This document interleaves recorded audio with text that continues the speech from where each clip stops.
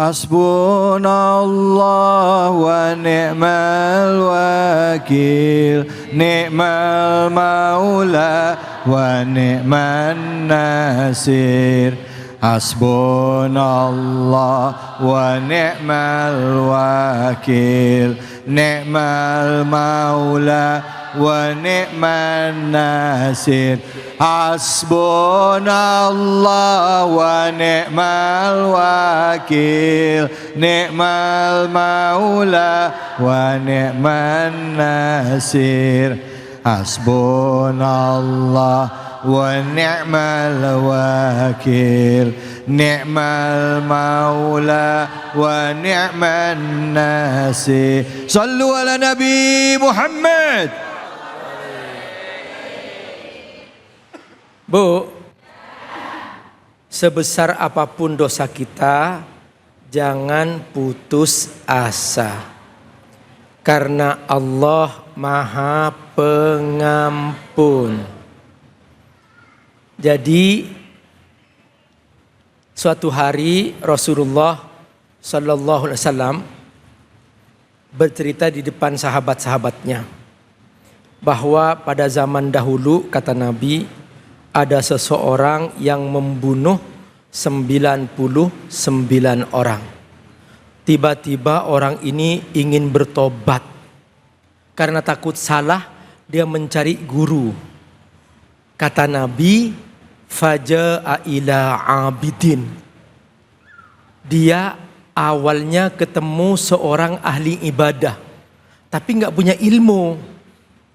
Tanyalah dia kepada ahli ibadah ini, wahai ahli ibadah, kira-kira Allah mengampuni aku enggak? Kenapa? Aku sudah membunuh 99 orang.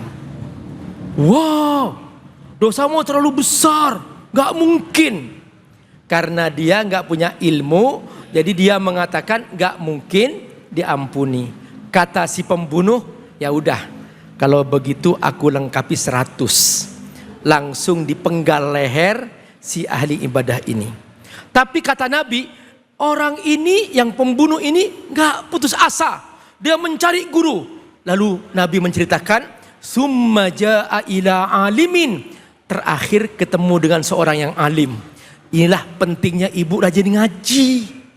Biar punya ilmu. Nanti gak salah fatwa. Kalau salah fatwa dipenggal lehernya.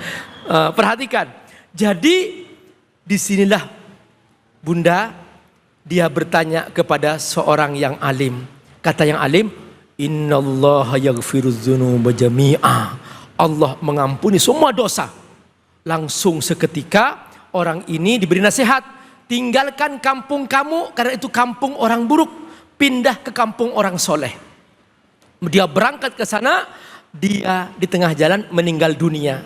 Tapi keputusan Allah, dia masuk surga. Perhatikan, jangan putus asa dari rahmat Allah. Apa kata Allah? Perhatikan, dengarkan ayatnya, ayat 53. Qul ya ibadiyalladzina asrafu ala anfusihim. Qul, sampaikan Muhammad kepada kaum kamu.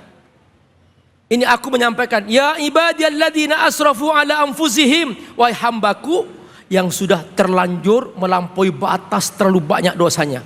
La taqnatu min rahmatillah. Jangan putus asa dari rahmat Allah. Innallaha yaghfirudz dzunuba jami'a. Allah mengampuni semua dosa kecuali dosa syirik. Kecuali dia bertobat. Perhatikan. Innahu huwal ghafurur rahim. Allah Maha Pengampun, Allah Maha Penyayang. Lalu apa kata Allah? Wa anibu ila rabbikum. Segera kembali kepada Tuhanmu. Segera. Jangan mikir-mikir. Jangan mengatakan, masih muda, udahlah kesempatan, masih ada waktu untuk berbuat dosa. Tiba-tiba dia ketabrak mobil, mati, masih muda. Makanya jangan merasa masih muda, mengundur-ngundur untuk bertobat kepada Allah. Kita tidak tahu kapan kita meninggal dunia. Betul Bu? Setiap hari malaikatul maut berkeliling ke rumah-rumah kita. Kita sedang tertawa, kita sedang bergurau, kita sedang bermain. Kata malaikatul maut, sebentar lagi datang giliran kamu. Untungnya kita nggak melihat. Kalau kita melihat Bu, udah kita ngeri. Nah, tapi setiap kita sedang menunggu.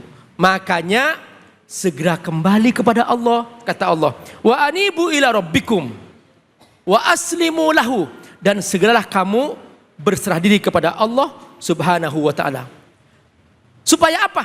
Jangan menunggu azab. Jangan menunggu sudah sakaratul maut baru mau tobat.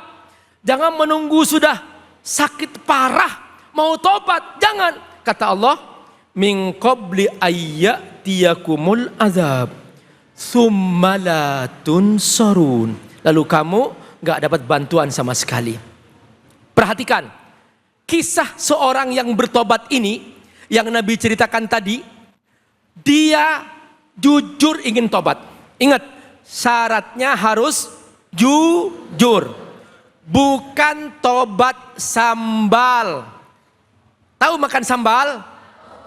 Pas pedes, tobat. Selesai hilang pedesnya, makan lagi. Nah, tobat yang jujur. Nah, si pembunuh ini Bunda, semua para jamaah dimanapun Anda berada, si pembunuh ini jujur, dia ingin bertobat. Ketika si alim menceritakan, segera pindah, jangan kembali ke kampung orang buruk itu, dan pindahlah ke kampung orang soleh itu. Dia langsung berangkat menuju kampung orang soleh. Ini pelajaran bahwa lingkungan itu penting. Kenapa? Banyak orang karena berteman dengan maling akhirnya dituduh maling. Berteman dengan koruptor akhirnya ditangkap oleh KPK. Perhatikan, tapi berteman dengan ulama kebagian ilmunya. Berteman dengan penjual parfum kebagian harumnya. Masya Allah, luar biasa. Itulah pentingnya pertemanan. Nah, berangkatlah si pembunuh ini ke kampung orang soleh. Di tengah jalan meninggal dunia. Datanglah malaikat penjaga neraka. Malaikat penjaga neraka mau mengatakan, ini belum beramal, membunuh 100 orang dan belum beramal sama sekali, dan dia baru bertobat. Datanglah penjaga surga, dia sudah bertobat, sekalipun belum beramal, dia sudah bersih dosanya. Tarik menarik antara malaikat penjaga neraka dan penjaga surga. Karena nggak pernah selesai, Allah kirim malaikat yang ketiga berbentuk manusia. Kata malaikat ini, ukur lebih dekat kemana posisi dia meninggal dunia. Kalau lebih dekat ke kampung orang buruk, berarti dia golongan ahli neraka. Kalau lebih dekat kepada kampung orang soleh, berarti dia ahli surga. Sebetulnya kata Nabi, posisi dia meninggal lebih dekat ke kampung orang buruk. Tapi pas diukur, Allah perintahkan bumi, wahai bumi, mengkerutlah kamu ke kampung orang soleh. Maka bumi mengkerut sampai dia lebih dekat ke kampung orang soleh. Dia terpilih sebagai ahli surga. Ini yang kata Allah, la taqnatu mir rahmatillah. Janganlah kamu putus asa dari rahmat Allah. Sebesar apapun dosa yang kamu lakukan. Dari sini semua kita belajar. Pertama, pentingnya punya ilmu. Karena dengan ilmu kita tahu cara mencari solusi. Yang kedua, pentingnya lingkungan. Karena dengan lingkungan kita bisa menjadi orang baik. Siap jadi orang baik? Siap? Semoga Allah berkahi. Amin ya Allah. Terima kasih banyak Abi. Bu, ad-dunya darul imtihan. Dunia itu ungkapan dalam bahasa Arab itu adalah tempatnya ujian, ya benar ya Abi ya? Tempatnya ujian. Jadi kita di dunia ini pasti akan diuji dengan kesulitan, diuji dengan musibah, Benar. diuji keimanan kita. Jadi tinggal bagaimana kita menyikapi ujian tersebut. Kalau tadi ditimpa ujian dengan musibah, doanya apa tadi Abi? Doa orang. Allah. Nah ini ya, kalau punya musibah, tiba-tiba misalnya dia punya suami meninggal dunia atau dicerai oleh suami. Dulu ada seorang sahabiat namanya Ummu Salamah. Nah dia sedih, suaminya mati syahid di medan tempur. Akhirnya dia sedih, datanglah Nabi. Aku ajarin kamu doa.